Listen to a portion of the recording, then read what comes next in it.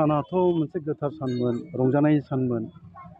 14 April 1891 मायथाइनि दिनै बे अक्ट' गोथार सानावहाय भारताव सासे गेदेमा सुबुंनि जोनोम जादोंमोन। बिथाङानो जाहैबाय बाबा साहेब डक्टर भीमराव आम्बेडकर। दिनै बिथांनि जोनोम सान। बे जोनोम सानखौ खौसेथि बर' सुबुं आफाद आरो गणतान्त्रिक सुक्सा मन्चआ जथायै सिङाजान गोजौ फरायसालिनि गेलेग्रा फोथाराव खुंनो थाखाय लानाय जादोंमोन। रादाबबो होनाय जादोंमोन माहारि आफादफोरनि दैदेनगिरिफोरनो गामिनि गेजेराव बेखौ फालिगोन होननानैहाय मिथिहोनाय जादोंमोन। नाथाय दुखुनि बाथ्रा, बैसागुनिबो अक्ट' गोग्लैबाय। दिनै बैसाग अखाफोरनि सेथि अक्ट' नांबाय। बेवहाय गावबागाव न'खराव फुजा होनायनि गोनांथियाव आरो लोगोसे गामियाव फुजा होनांगौनि गोनांथिफोर लानानैहाय मानसिफोरनि नुजाफैनाया जों जेरै मिजिंथिदोंमोन जायाखिसै। आरो बे दुखु गोनांबो बाथ्रा जाहैबाय। आं सान्दों जोंनि मानसिफ्रा दिनैसिमबो भीमराव आम्बेडकर बा बाबा साहेब भीमराव आम्बेडकरनि सोमोन्दै गेवलाङै मोजाङै मोनथिजोबाखै दासिम। आरो जाय सुबुंखौ जोङो मान होनो गोनां बे सुबुंखौ जों मान होनो रोङाखै होनोबा बांद्राय बुंनाय जानाय नङा।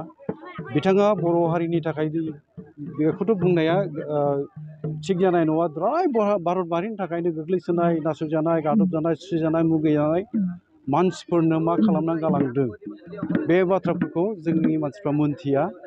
आरो बिथाङानो भारत संबिजितखौ रनसायनानै जोंनो होलांदों। आरो बिथांनि रनसायनाय भारत संबिजितखौ बिथा खालामनानै जोङो दिनै बिनिनो माखासे जि मोनथायफोर, जोंनि सुबुं मोनथायनि बाथ्राखौनो बुं, गणतन्त्रनि मोनथायखौनो बुं, गासैबो बिथाङानो बेखौ रनसायनानै रोखा खालामना गालांनाय। बेखौ लानानैनो जोङो दिनैहाय जोंनि मोनथायफोरखौ नागिरदों। बबेबा नङा बबेबा जों जाफुंजाबायबो, बबेबा जाफुंजाबावाखै। नाथायबा गासैबो बुंनो थाङोबा भारत हादरनि जेंना जेथो गासै खुथिनाथि, जोंनि नाख्रेबजानाय, सुसिजानाय, गादबजानाय, मुगैजानाय बेफोरखौ लानानैहाय जि मोनसे साननायनि गेजेरजों बिथाङा जोंनो भारत संबिजित होलांदों, बेखौ लानानै जों दिनै खामानि मावो। आरो बेजोंनो जाफुंनायाबो फैदों। दिनैनि जोंनि ट्राइबेलनि नामाव जोङो जि मोनथाय मोन्दों, रैखाथि बेंखनथाय मोन्दों, सोरबाया सेडुल कास्टनि नामाव मोन्दों, सोरबाया अबिसिनि नामाव मोन्दों, सोरबा माइन'रिटिनि नामाव मोन्दों। बेफोर गासिबो जोंनि भारत माहारिनिनो सासे बिफा होननांगोन बिथांखौबो। संबिजितनि बिफा होननानै बुंदों बिथांखौ, भारत हादरनि father of the constitution, Indian कनस्टिटिउसननि। बिथांनिनो बे रनसायनायनि गेजेरजों दिनै जों बेफोरखौ मोननायनि खाबु जों लानो हादों। दा बावहाय जोंहा थांखिया बे जानांगौमोन, जों मोनथिनांसिगौमोन। जों मोनसे समाव मोनथियामोन।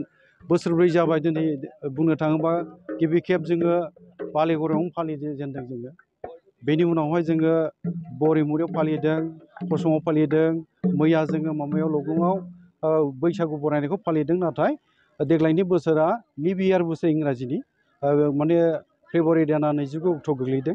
आरो लिप इयार बोसोर जानायनि थाखायनो देग्लाय बोसोरसे सिगां, सानसे सिगां, बोसोरसे सिगांथ' नङा, सानसे सिगां जोङो बैसागुखौ बरायनो गोनां जानायखाय बावहाय हाबाफारिया खाब जायाखिसै आरोखि। बावहाय एरायलांनाय बायदि बा एसे बोरैबा मोनसे जाफुङैयाव जोङो बेखौ खालामनो गोनां जाबाय। बे दुखुनांथाव बाथ्रा। नाथाय आं सान्दों जोंनि मानसिफ्रा फुजा होनांदों होननानै न'खराव, गामियाव बेयो जाहोन जानो नाङा।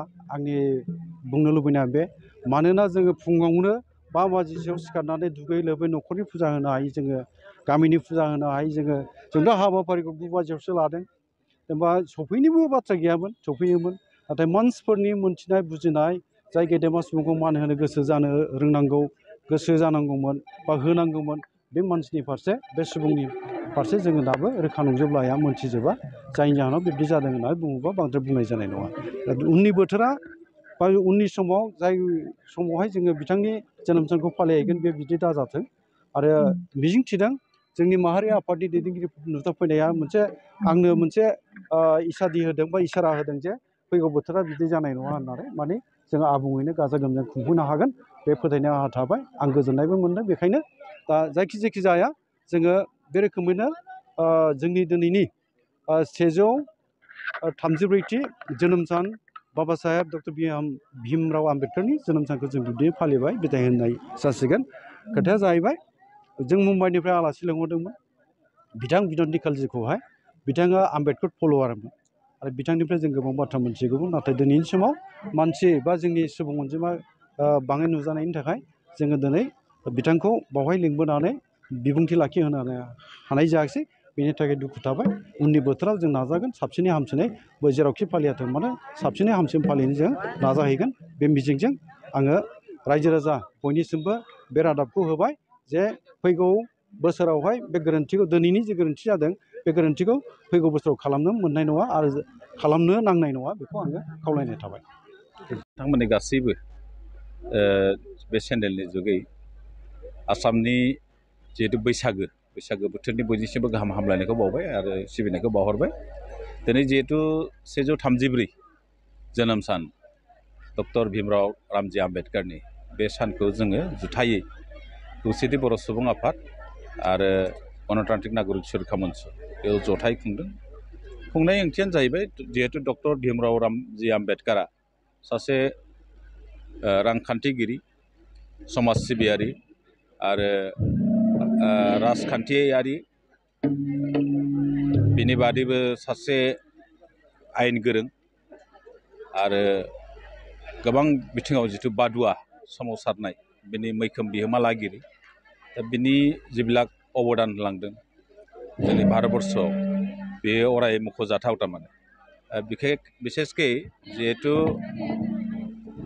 संबिधान रनसाय आफादनि बिथाङा आफादगिरि आरो बिथांखौनो भारतीय संबिजितनि बिफा होननानै गनायथि होयो।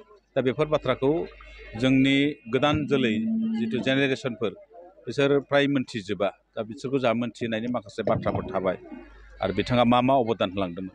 दिनै बिथाङा जिहेतु गोबां नासयजादोंमोन गोजौ थाखोनि मानसिजों मुगैजादोंमोन फरायसालियाव जिबादि अयथासार खालामजादोंमोन दा बेफोर बिथाङा गोबां गावनि बिजाबफ्राव लिरना गालांदों।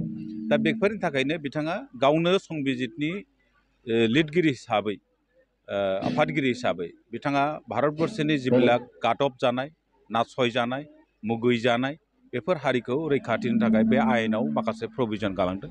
बे प्रभिजन बादियैनो जोंबो दिनै माखासे मोन्थायफोरखौ मोननो हादों। मोन्थायफ्रा रोखा रोखा लिरनाय दंब्लाबो मालाबा मोन्थायफोरखौ मोना बेखौ हासिल खालामनो थाखाय गणतान्त्रिक भाबै जों गिदिर गिदिर आन्दलन खालामनो गोनां जाबोयो।